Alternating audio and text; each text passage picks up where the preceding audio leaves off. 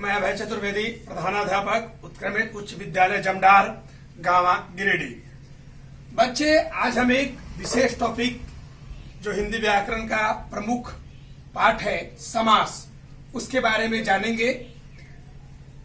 इसकी परिभाषा क्या है, इसके कितने भेद हैं और इसे हम कैसे समझ सकते हैं, आइए हम लोग ध्यान दें। समास, जिसका वास्तविक अर्थ संक्षिप्तीकरण होता है, जब दो या दो से अधिक शब्द आपस में मिलते हैं और उनके बीच की विभक्ति का लोप हो जाता है तो ऐसे पद सामासिक पद कहलाते हैं।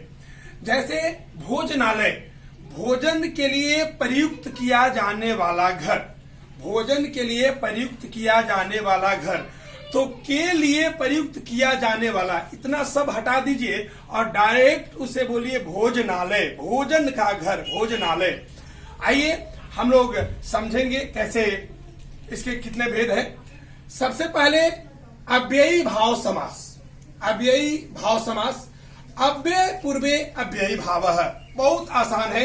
अव्यय पूर्वे अव्ययी भावः, वह सामासिक पद जिसका पहला पद अव्यय हो उसे अव्ययी भाव समास कहते हैं। जैसे यथाशक्ति, उपनगर, अनुरूप, नगरस्य समीपम, जो पूरा नगर नहीं है, नगर के समकक्ष हो जाता है तो उसे उपनगर कहते हैं।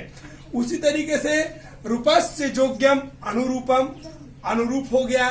शक्ति के अनुसार, यथाशक्ति, तो यथा, उप, अनु, ये सभी अव्यय है और इसके पहले इसकी शुरुआत अव्यय से होती है, इसलिए ऐसे को हम लोग अव्ययी भाव समास कहते हैं।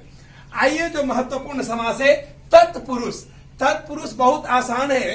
उत्तर पदे प्रधान तत्पुरुष, मतलब यदि किसी सामासिक पद का अंतिम पद प्रधान हो तो उसे हम तत्पुरुष समास कहते हैं। ध्यान देने वाली बात है, जैसे गंगा जल, गंगा जल में गंगा जल, तो गंगा जल, इसमें गंगा जल मतलब जल है। यदि गंगा जल की बात हम करेंगे, सपोज कीजिए गंगा जल है, तो यह जल है, न कि गंगा है। इसकी विशेषता ये है कि गंगा से संबंधित है। इस जल की विशेषता है कि ये गंगा से संबंधित है, इसलिए इसे गंगा जल। तो अंतिम पद प्रधान है, गंगा प्रधान नहीं है, प्रधान जल है। विद्यालय, विद्या का घर, वह स्थान जहां विद्या ग्रहण किया जाता है, तो प्रधान आलय है, ना कि विद्या। तो ऐसे में जब अंतिम पद की प्रधानता होती है तो उसे हम तत्पुरुष समास कहते हैं। आगे चलिए, प्रथम पद प्रधान है अव्ययी भावः, उत्तर पद प्रधान है तत्पुरुष। अब उभयोर पदे प्रधान द्वंद्व, जब दोनों पद की प्रधानता होती है, आगे और पीछे नहीं, दोनों, आगे वाला भी पीछे वाला भी। जैसे माता पिता, तो जितना माता प्रधान उतना पिता प्रधान। लोटा डोरी, तो जितना लोटा प्रधान उतना डोरी प्रधान। राम लक्ष्मण, जितना राम प्रधान उतना लक्ष्मण प्रधान। माताश्च पिताश्च माता पितरौ, रामश्च लक्ष्मणश्च राम लक्ष्मणौ।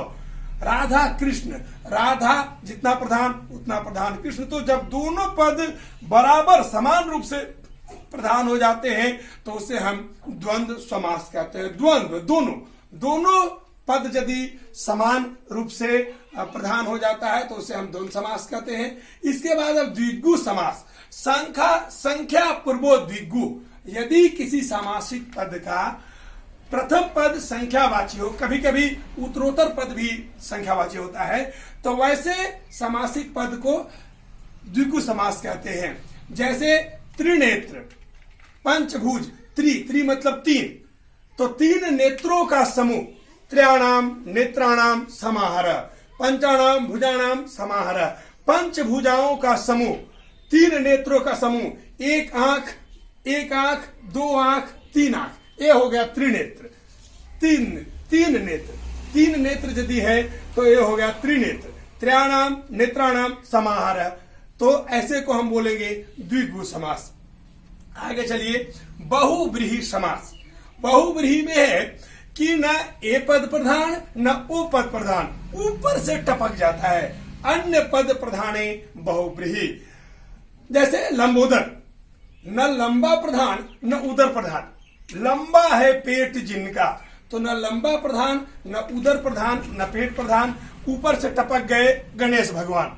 न लंबा प्रधान होगा न उदर प्रधान होगा, और लंबोदर हम कहेंगे गणेश भगवान को। उसी तरीके से दसम आननम यस्य सः, 10 मुख है जिनके, आनन है जिनके, 10 सिर है जिनके, 10 आनन, अर्थात रावण। पीताम्बर, पीतम अम्बरम जस्य सः, पीला वस्त्र है जिनका, अर्थात भगवान विष्णु। तो इस तरीके से कोई भी पद प्रधान न होकर अन्य तीसरा पद प्रधान हो जाता है तो उसे हम कहते हैं बहुव्रीहि समास। इसके बाद जो समास है वो है कर्मधारय समास। कर्मधारय में विशेष विशेषण संबंधी कर्मधारया, मतलब यदि संज्ञा और उसकी विशेषता बतलाने के लिए वहीं पर विशेषण आ जाता हो तो, और दोनों पद मिलकर एक सामासिक पद बनाते हैं तो उसे हम कर्मधारय समास कहते हैं। जैसे घनश्याम, घन इव श्याम, जो घन के जैसा काला, घन के जैसा काला, उसे घनश्याम। नीलकंठ, वह कंठ जो नीला है, वह कंठ जो नीला है, तो कंठ संज्ञा और उसकी विशेषता बतलाने वाला शब्द विशेषण नील। तो ऐसे पद जो हैं वो कर्मधारय समास कहलाते हैं। हालांकि यह तत्पुरुष का ही एक भाग है। और अंतिम में नई समास, जो तत्पुरुष का भाग है नई समास, इसे संस्कृत में पढ़ा जाता है न अर्थे नई, जहां पर नहीं का अर्थ आता है उसे नई समास कहते हैं। जैसे न अंत अनंत, जिसका अंत नहीं है उसे अनंत कहेंगे। न आदि अनादि, जिसका शुरुआत नहीं पता है उसे अनादि कहेंगे। एक बात और ध्यान देंगे बच्चे, कभी कभी दशानन में लोग ये सोचने लगते हैं कि बहुव्रीहि है या द्विगु है, तो याद रखेंगे दशा नाम आनना नाम समाहार। यदि 10 सिरों का समूह 1 2 3 4 5 6 7 8 9 10, यदि 10 बच्चे बैठे हुए हैं, 10 का सिर है, और यदि वो दशानन का शब्द हम यूज कर रहे हैं तो वो हो गया द्विगु समास। दशम दशानाम आनना नाम समाहार, तो वो हो गया द्विगु समास। त्रिभुज, 3 भुजा यदि है तो वो हो गया द्विगु समास। लेकिन यदि हम किसी से इसका अलंकृत करते, दसम आननम जस्य, जिसका 10 मुंडी है, तो किसी एक व्यक्ति का है वो रावण है, तो यह हो गया बहुव्रीहि। यदि सभी को एक जगह समूह की बात हम करते हैं तो द्विगु हो जाता है। लेकिन यदि जैसे पीताम्बर, पीताम्बर तो पीला वस्त्र है जिनका, पीला वस्त्र है जिनका, यदि ये हम बोल देते हैं तो फिर भगवान विष्णु। लेकिन यदि पीताम्बर हम लाते हैं तो पीत माने पीला, अंबर माने वस्त्र, तो फिर वह कर्मधारय समास हो जाता है। इसलिए वो देखना है कि किस अर्थ में आता है और इसके आधार पर हम समासिक पदों में विभेद कर सकते हैं।